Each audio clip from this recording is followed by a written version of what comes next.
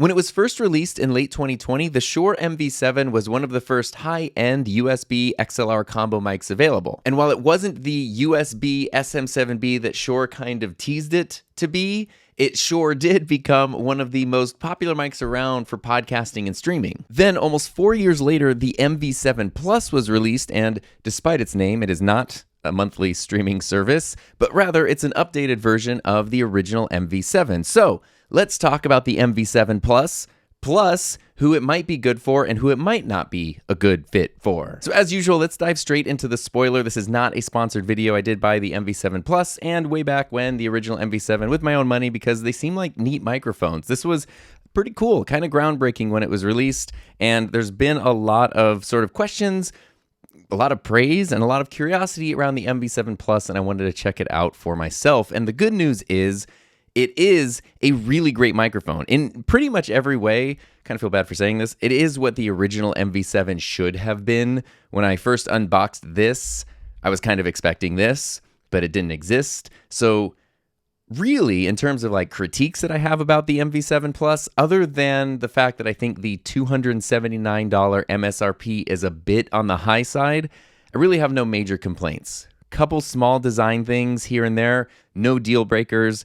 I actually am really impressed with it and the upgraded functionality. They kind of did everything right, and I'm really excited about this mic, and I'm excited to talk about it as well. That being said, as much as I love this microphone, if you do own the original MV7, I don't really think this is an upgrade. It could be a good addition if you need another microphone, but there's no reason to be filled with MV if you only have the original MV, unless you need some of the really specific USB functionality that the MV7 Plus offers, which is kind of the biggest area of difference between these two.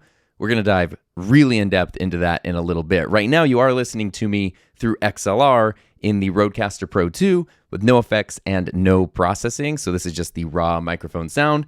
But we're going to be diving into all of the other stuff down below. This might be a bit of a longer video, so use chapter markers if you need to. So like I said, if you already have the original MV7, probably don't need the upgrade. But if you don't have any of these microphones, and especially if you're thinking about the MV7 and you're thinking that its lower $249 MSRP might be worth it over the $279 of this one, I can strongly recommend that you get the MV7 Plus over the original. So let's talk about that, starting first by diving into the world of design and build quality of this microphone, which is pretty darn freaking good. I'm going to gently take off the windscreen there. It pretty much has the same looking capsule as the original, and as far as I can tell, gently move these around here.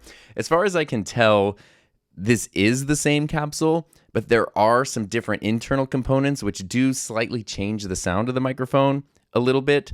My biggest complaint about the MV7, one of my two biggest complaints about the MV7 was its propensity for plosives.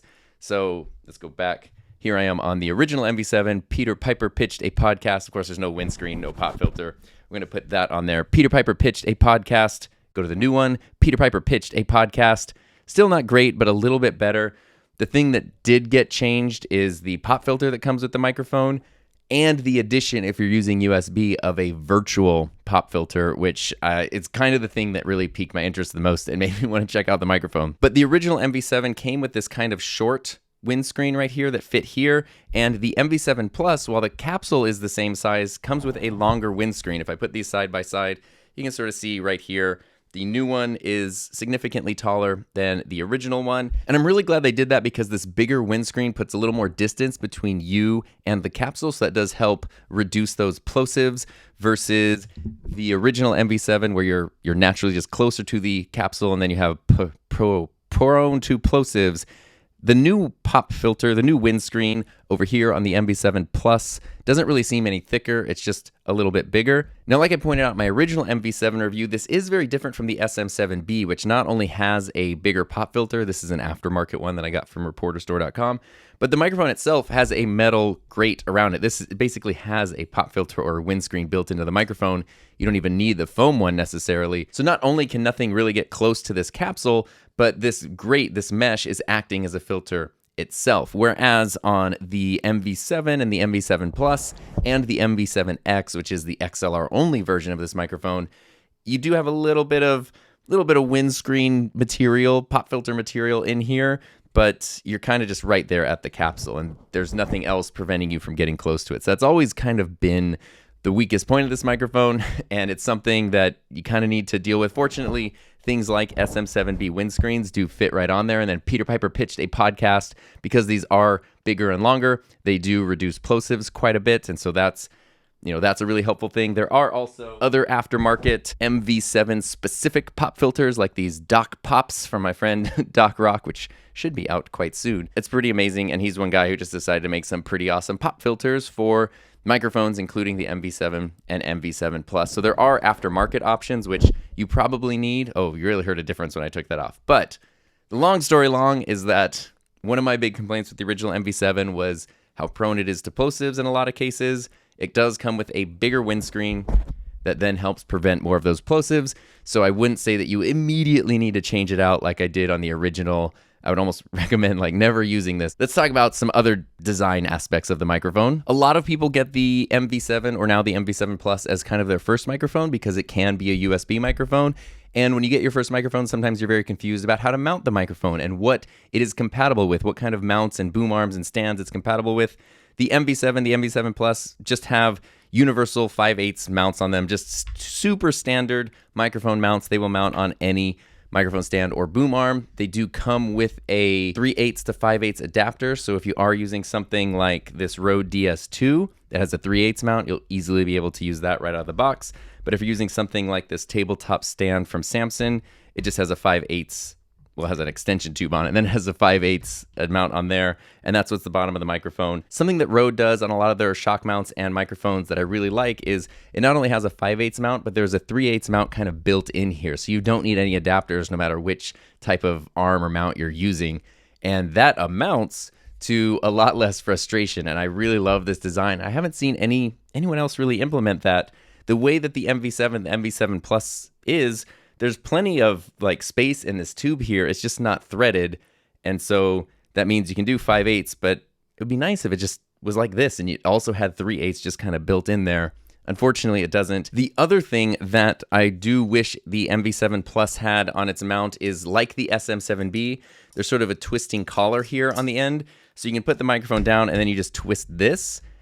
This does not have that, even though they look very, very similar. In order to mount either of these microphones on a stand, you have to put the microphone in and then either twist the stand or twist the microphone itself to mount it.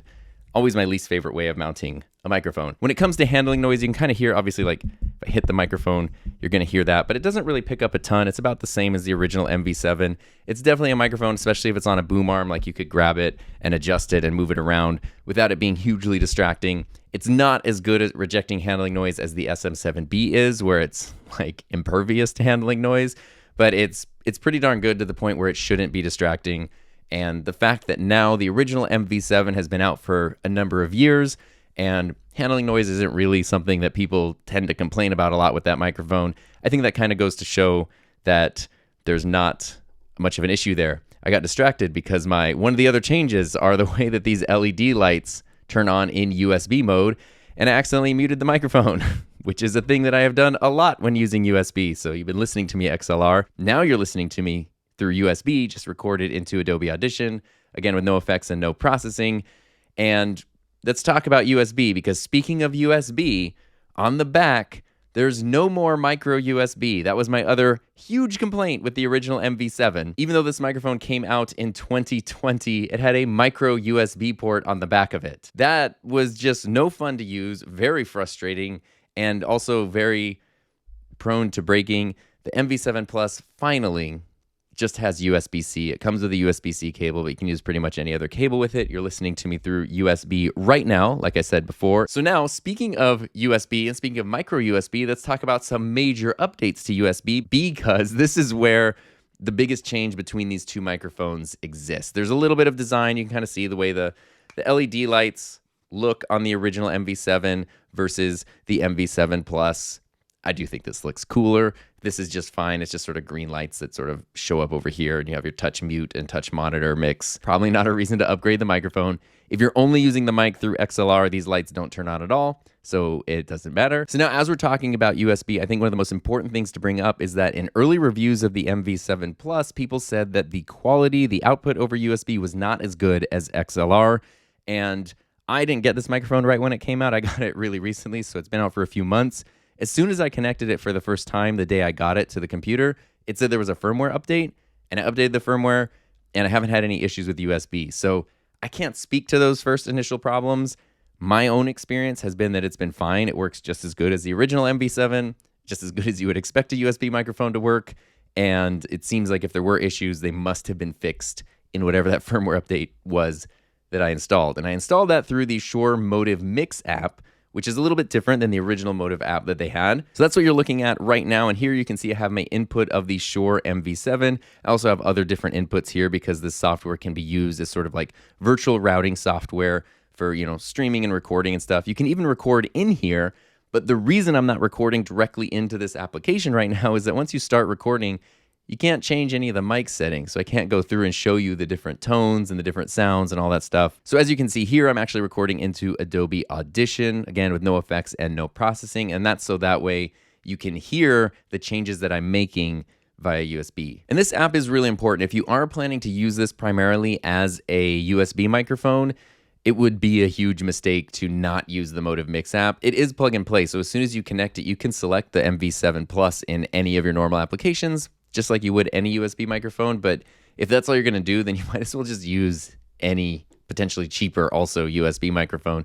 MotivMix is kind of what gives you the cool stuff and what really made things helpful. And something you might be noticing if you're an eagle-eye viewer, let's jump back over here to the XLR recording of this microphone, is I do have USB and XLR connected at the same time. I am recording at the same time, same output, recording the Rodecaster, recording my computer, no problems at all. That is how a USB mic should work, but there are a few combo mics that are one or the other. If you connect USB, it kind of kills the XLR output. That's a bummer. This microphone, just like the original MV7, can do both at the same time. So in Adobe Audition, the way that I'm able to record this is that I'm not just selecting the MV7 Plus, but I'm actually selecting the MotivMix app. So you're hearing the output from the app, not just the output from the microphone. So it's just one of those things to be aware of, especially if you're using this for streaming or recording, and you want to be sure that you're having all that DSP, those digital signal processing effects applied. If you select the MotivMix app as your sound source instead of just the MV7 Plus, then you'll hear everything that MotivMix is applying. So that's what I have selected in Adobe Audition right now. And that means I can go through here, click on the device settings, and now you can see all of the settings for the MV7 Plus. Right now I do have my gain set to auto level. If I turn that off, now I have manual level and I can turn that down, or I can get up and be really, really loud right there. I have actually found that auto level works really well with this microphone. I'm going to turn that back on because now it just reduced my brain's RAM a lot. I don't have to think about that. This seems to work incredibly well. It's how I've been using the microphone via USB. It's very good. You do notice though, if I turn off auto leveling, now I do have access to a compressor and a limiter, which I do not have. When I turn on auto level, it kind of takes care of those things for me. That's totally fine. I currently don't have any other effects turned on. I can adjust my monitoring, what I'm hearing in my headphones here, and I can also adjust, oh, by the way, headphones here. If you plug in your headphones and you hear a really low output, instead of adjusting things on the microphone, you might need to go over here to the MV7 Plus monitor, and that's where you can adjust your output level. So I have mine actually turned up to 78%, and I can hear it just fine, just the same as I can when I'm using the Rodecaster now. Back to the device settings though. We do have tone options. This is very cool. The original MV7 has something very similar. Right now I have a neutral tone. I can slide this up to a bright tone, a very compressed tone, and I can also slide this over to a dark tone, which would be more attuned to something like the SM7B, but this is a slider, so you can kind of go anywhere in the middle. If you want to stay neutral, if you want to go over here a little brighter, a little bit darker. There's no right or wrong with this sort of thing. It just depends on your voice, your preferences, and your environment. I'm keeping this on the natural setting because I want you to be able to hear the more natural tone of the microphone, but you do have quite a bit of flexibility. That's great not only for dialing in the sound that you like, but for also mixing this with other microphones. If you do want to make it match something like an SM7B, you could do that. Heck, you could turn it really bright, try to make it match a PodMic or something along those lines. So that does add a lot of versatility to this microphone. You do have some reverb. People are always very excited about reverb. So what's up? I'm in my studio. Now I have some plate reverb. And now I'm in a hall. Hallelujah. I got reverb over here. And I can also adjust the intensity of my reverb. So I'm going to turn that off. Reverb would probably be something that's a little more helpful if you're recording instruments or like singing vocals. It's not something you would need on like a podcast or a live stream or spoken word for the most part, unless you want really, really specific effects. Down here, though, are some of the things, really the two things that kind of make this mic really stand out to me: the denoiser and the popper stopper. These things work so well. My room's fairly quiet right now, but if I turn on the denoiser, it should actually even kind of clean up the signal more. If I stop talking, you shouldn't be able to hear anything, but when I am talking, it's a noise gate that's opening and closing. If I turn that off and I stop talking, you can still hear a little bit of the room tone. And if I turn on the denoiser, that just totally disappears. And I think it works really well. I think it sounds supernatural, if you're not supernatural like aliens or ghosts, but supernatural, exceedingly natural is what I mean. And especially if you're in a place that's maybe doesn't have the best sound treatment, using the real-time denoiser could potentially be quite a lifesaver. And then the other one is the virtual popper stopper. So Peter Piper pitched a podcast. I guess, sure, instead of like dealing with changing the capsule and stuff, they just decided to do it digitally. But now this is so much less prone to plosives. Pa, pa, pa. You can hear that there is a plosive there, but you can't really hear the sound versus pa, pa, pa. You can like feel that plosive, and it might be like, clipping my levels a little bit there. So if you're someone who has a propensity towards powerful plosives, you can turn on the popper stopper, and now your powerful plosives have pretty much less power. Of course, your mic position plays into that. I can turn that off and then, adjust the mic so I'm not speaking directly into the front of it where you're going to hear all my breath speaking across from the microphone, kind of at a 45-degree angle, like you do with most microphones, and it's going to sound pretty good. But if you're either just noticing that there are a lot of plosives, or especially if someone's using the microphone that's not used to talking to microphones, you can turn on that popper stopper, and then you can, again, relieve your brain of some RAM things that you have to worry about while recording, because this will take care of it for you. I'm going to leave that off for now, though. We do have a high-pass filter as well, so if you have a really low voice or you're in an environment with a lot of rumbling, you can turn on a 75 or 150 hertz high-pass filter, and that's going to just stop some of those lower frequencies and let the higher frequencies continue over. My voice has a bit of a nasally quality to it at times, so I'm going to turn that off because I want to support my voice with a little more low end. It's probably why if I were using this not for a review, I'd like to have it maybe not straight to the dark side where now it's like way too boomy and bassy, but a little left of natural. And now I feel like this is what sounds kind of best on my specific voice. But for now, for the review, we're going to keep it to the natural setting. You do also have the options to adjust these LEDs, which is really fun. This is not something that affects the sound quality of the microphone. Right now, I have mine set to do the live sound of the microphone. So it's sort of like, it's I don't know, what is it, a broadcast meter, basically, which is kind of cool. You can also just have them do pulsing if you want to just sort of change the color. You can have it just be a solid color if you want to be on brand, whatever your brand is, which, by the way, the microphone itself comes in black or white. I bought the white one because I already had the black original MV7, and I think this looks really cool, and I wanted some variety. But that's just an option there. Also, I don't know if this is something that'll be offered soon, but the original MV7 was available on colorware.com, which is, I'm not associated with them. It's just a website you can go, and they have certain microphones. They also have like gaming stuff and electronics, things like AirPods that you can get totally custom colored. So this is my wife's microphone, my wife Heather. She's been using an MV7 for, 3 years now, I think, has been her main microphone in all her videos, and she got it from Colorware and got these custom colors, and this is like pretty much the coolest looking microphone in the world, and it sounds so good on her voice. We kind of just took, one day we did a live stream where we took all of my microphones, tested out all of them on her voice, and the ones that sounded the absolute best, although every microphone sounds good on her voice, the ones that sounded the best were the MV7 and the Lewitt LCT 240 Pro, which are very different microphones.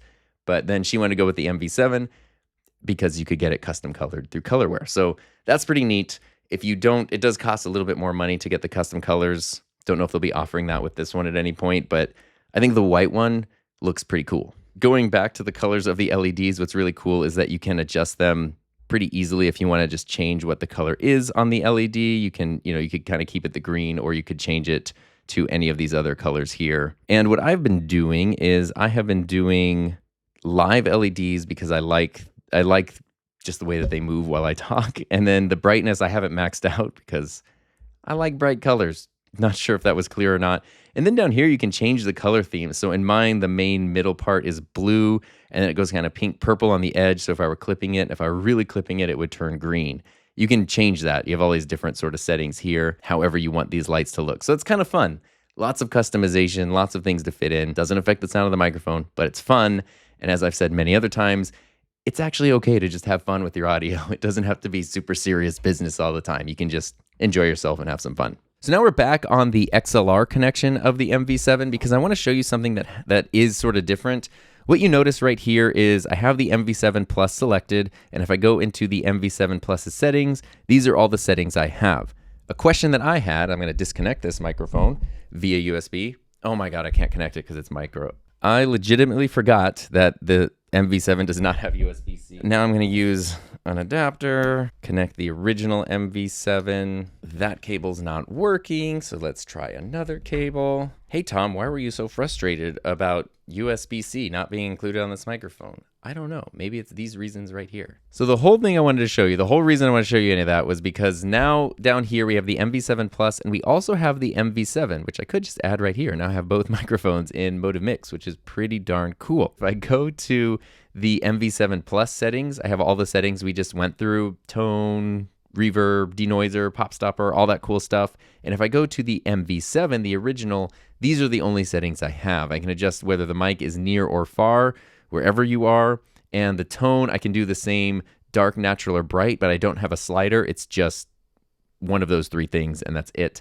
And I can adjust the LED settings a little bit. I can choose if I want this to be live meters as well, and that's it. So in terms of USB functionality, you have a lot less with the original MV7, which is why I keep saying that if you want to use this primarily as a USB microphone, the MV7 Plus just offers so much more. If you're using them as XLR microphones, that doesn't matter, they're pretty much the same. In fact, actually, speaking of using them as XLR microphones, maybe it's time to do a few excellent XLR microphone comparisons. So the first microphone I want to compare the MV7 Plus to is, of course, as you kind of heard before, the original Shure MV7, again with no effects and no processing, with its MSRP of $249. Although, since the MV7 Plus has been released, I've noticed the original has been on sale a little bit, so you might be able to get it a bit cheaper than that, which is pretty cool. I think it has dipped down under $200 a couple of times. But this is the MV7, and then this over here is the MV7 Plus. Even though they do have the same capsule, like I said, they do have different internals for, a few different reasons. Don't know exactly what's changed, but there is a slight change in tone, very minor. I personally do prefer the tone of the MV7 Plus to the original, to the original MV7, but they both sound great. You could easily EQ them to sound good or tune them to your preference. I have no effects and no processing applied.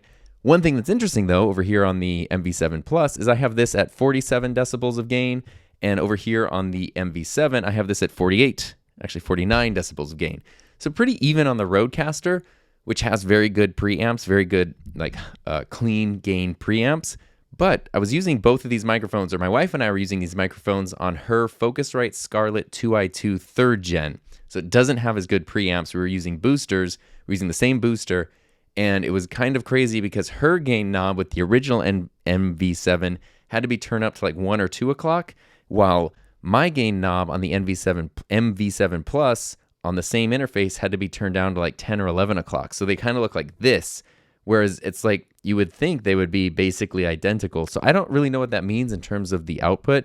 Feels like the MV7 Plus, they're both dynamic mics, not super high output, but it does feel like this one has a higher output than the original MV7 does over here, although it was more noticeable on a lower quality interface than something like the Rodecaster. So you would need a booster if you're using this microphone with anything that does not have basically 70 decibels or more of clean gain built in. If you're using anything like a Rodecaster Pro 2, Rodecaster Duo, Mackie DLZ, Vocaster, 4th Gen Scarlett, anything that has 70 or more decibels of clean gain, you shouldn't need a booster because your interface, your mixer, will have plenty of gain for you. But now, as we continue moving through comparisons, the next microphone that I want to compare the MV7 Plus to on XLR is the Shure SM58. which has an MSRP of $99. So this is a much less expensive microphone, pretty legendary microphone in its own right. It's definitely one of those mics that you buy it once and you're done. Like, you never have to buy another one unless you just want an additional one. You don't have to handhold it like I'm doing right now. You can mount it in a mic stand, of course, but it is easily recognizable as a handheld microphone. And what's very cool about this is it has a great capsule. The capsule, or the design of the capsule of the MV7 and the MV7 Plus, look very similar to the 58 over here. But the sound quality is different. So here's me on the 58, and here's me on the MV7 Plus. Actually, oh my God, are they different at all? Hello, MV7 Plus and SM58. There is a slight difference, but it is very minor, and that's interesting because there are a lot of tonal similarities between the 58 and the SM7B. The biggest difference between those microphones almost being the housing and the casing rather than the capsule itself. And so it's very interesting that this right here, the MV7 Plus, sounds so similar to the 58. Wow. That's cool. That's a cool thing. Since we talked about it, the next microphone that I'd like to compare the MV7 Plus to is, of course, the SM7B. It's hard to have a video like this and not compare it to the SM7B. The biggest difference, well, there's a lot of differences between these microphones. Wow, sorry, I couldn't even tell if I switched. They sounded so similar. This is the SM7B, and this is the MV7 Plus. Wow. Wow. MV7 Plus and SM7B. Okay, there's a difference. There's a difference. The SM7B is a little flatter, a little more ready for EQ. The MV7 Plus has a little more like built-in character, maybe you could call it. But they both sound great, which is it's a cool thing. That's one of those things that we wanted to hear. The thing about the SM7B, though, as you can kind of hear here, is that there's just no handling noise, which is why I have my whole video about rigging this up to be a wireless handheld microphone. Something that is very unnecessary and super fun to do, so definitely recommend that. This is a $400 microphone, though, an MSRP of $399, and the MV7 Plus over here has an MSRP of $279. So, what, $120 difference? I don't know that you're getting, well, I guess it depends on your needs. XLR only, USB XLR combo, a more legendary microphone. I do like the design of this microphone more, but I don't know if it's $120 better than the MV7 Plus. The other thing with the SM7B is there's no plosive problems whatsoever because, like I mentioned before, Peter Piper pitched a podcast. You have this built-in metal mesh windscreen under a foam windscreen, and it also even comes with a bigger, fatter windscreen. If you really just want to make sure that like almost no sound gets to the microphone, you could do that. Sorry, going back to windscreens really quickly, one other thing I forgot is that for the PodMic Rode release it's the WS14 windscreen. So this works on the PodMic USB and the original PodMic. And these are very cool, but if you have something like an MV7 or an MV7 Plus, they don't really work that well. I did, however, this is going to be a bit of a tangent. I did, however, realize over here on the MV7 that you can take the windscreen from either this or the original, and you can actually just pop it in here, and then you can pop that on here. And now Peter Piper pitched a podcast. There is nary a plosive to be found, and you end up with kind of a weird looking microphone, but you got these cool colors. You know, you could, if you really want sort of like the most custom looking MV7 or MV7 Plus around, get the original windscreen, stuff it inside a Rode WS14, which these are relatively affordable. They're good quality and they're affordable and they come in awesome colors. It does change the sound quality if I take this off, because now we're using two windscreens essentially. You're going to reduce some of that clarity. This is a little ridiculous, but it was a fun thing that I figured out. I don't know. It was fun. And it would be fun to see people use that sometimes, I think. Now we're going to jump into comparing the USB audio quality, which is what you're hearing right now, of the MV7 Plus to a few other microphones, starting with the original MV7. This is me now on the original Shure MV7, which you've already heard a few times through XLR, but now you're hearing me through USB into Adobe Audition with no effects and no processing. And this is what that microphone sounds like. You see this used a lot through USB. It's a very popular USB microphone because that's kind of half the point of this microphone, right? Same with the MV7 Plus, although as I have shown, all of the, dang it, I hit the thing again.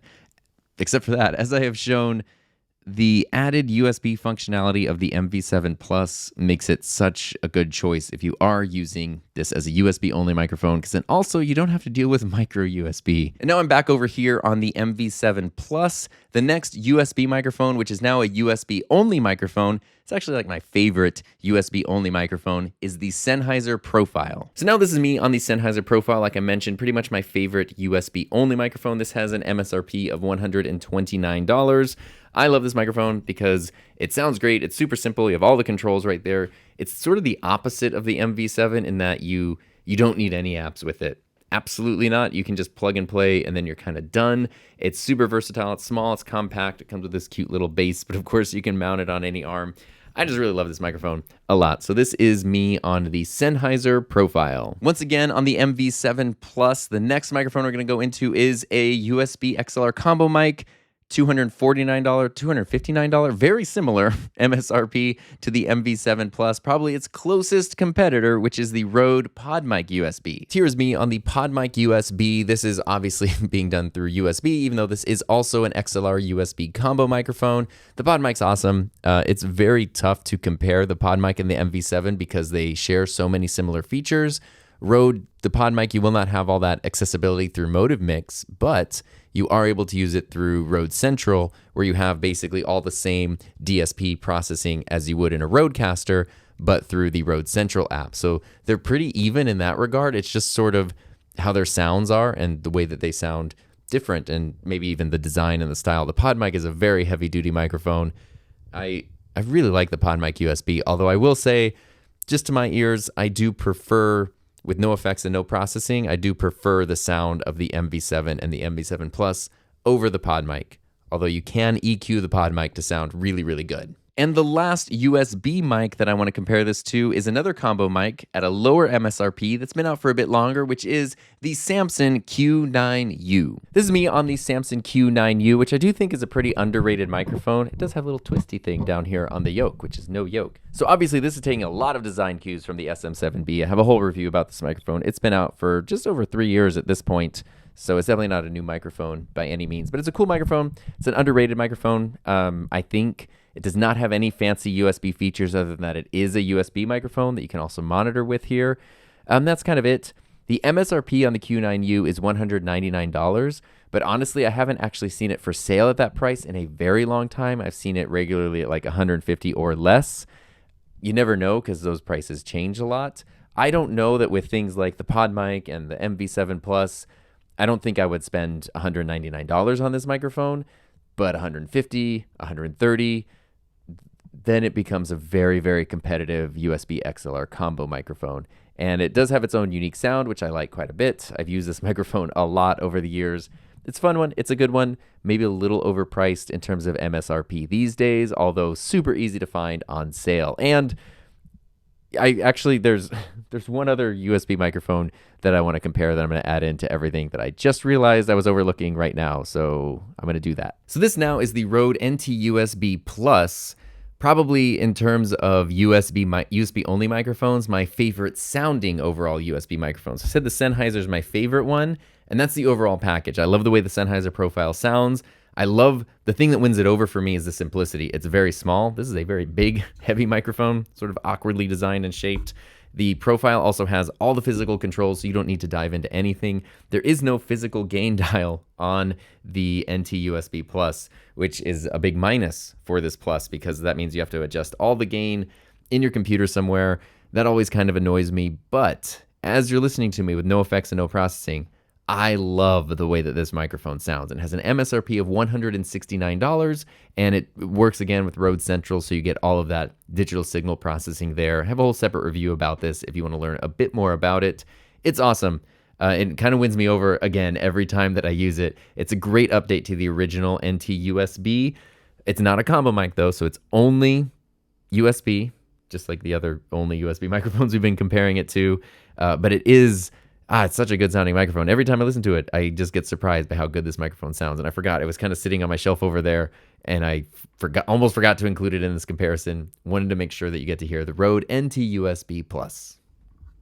I would give an A+ to the B+. All right. So now that we've heard some of those mic comparisons, and I don't think there's any right or wrong, every mic that I compared the MV7 Plus to just now are microphones that I own and love and use regularly. There's not like a secret dud that I threw in there. I love all those microphones. I have videos on all those microphones. They're all great. It's just about what you prefer in terms of sound quality, design, what you think will work on your voice in your environment for your, your projects and the things that you're working on. So with that in mind, let's kind of wrap things up now by talking about who the MV7 Plus is and, isn't for. It's definitely for somebody who's going to benefit from a combo mic. If you're only ever going to use XLR or only ever USB, I think there are so many better options out there that are more effective and more efficient. For XLR only, you could get something less expensive like the SM58, which is going to sound almost exactly the same, or even the MV7X, which is an XLR-only version of this microphone that has an MSRP of $179. So if you like the design and the sound quality, but you don't need the USB, just get the MV7X. But at the same time, if you're only going to use it via USB, unless you really love the MotivMix app, there are just other very capable USB-only microphones out there for less money. Sennheiser Profile is a great all-around one. The Rode NT USB Plus is a great sounding one. And then you can even dive into like the world of like fine microphones and budget USB microphones, which, there's usually a trade-off in terms of like durability or build quality, but you can get a really great sounding USB only microphone for like under $50 pretty easily. If you're not doing this regularly where you have XLR and USB at the same time, that's okay. It's just one of those things like, if you're going to be using it XLR sometimes, but then you're also going to be using it USB sometimes, you want to take advantage of both of these options that the microphone has. And a cool thing with a combo mic is, say you don't have a Rodecaster, you're not into mixers, you don't want to mix it up with a mixer, maybe you're intimidated by them, you don't have the budget for it, whatever it might be, you can get something like the MV7 Plus and then use it as a great USB microphone, and then down the line, if you ever need to use it with a mixer or you kind of want to upgrade your whole setup, your now USB microphone can become your XLR microphone, and your sound quality doesn't have to change. The stuff that you're used to doesn't have to change at all. And that's also kind of a cool thing to think about too, is say you're using it at like your work setup, a desktop computer. My computer's over here, which is why I'm pointing over here.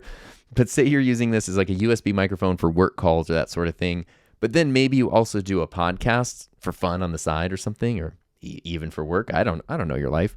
You're using this as a USB microphone over here, but then you can unplug it and then plug it into a multi-mic XLR setup somewhere else and then use it as an XLR mic. So depending on the purposes, you're doing work calls and podcasting, a mic like this could be the one mic to rule them all. So kind of like I said at the beginning, if you already have the original MV7, don't get this microphone. It's not an upgrade to the MV7, but if you don't have the MV7 and you're looking to get a microphone like it, or you're looking at it, this is definitely the one to get. It is a little bit more expensive, but just like I was kind of unsure if the SM7B was worth like $120 or $130 more than the MV7 Plus, I am sure that the MV7 Plus is worth $30 more than the original MV7. And speaking of things I'm sure of, I'm sure thankful to everyone who helps support my channel through Patreon and YouTube channel memberships. And if you want to check out a few more mic reviews and comparisons,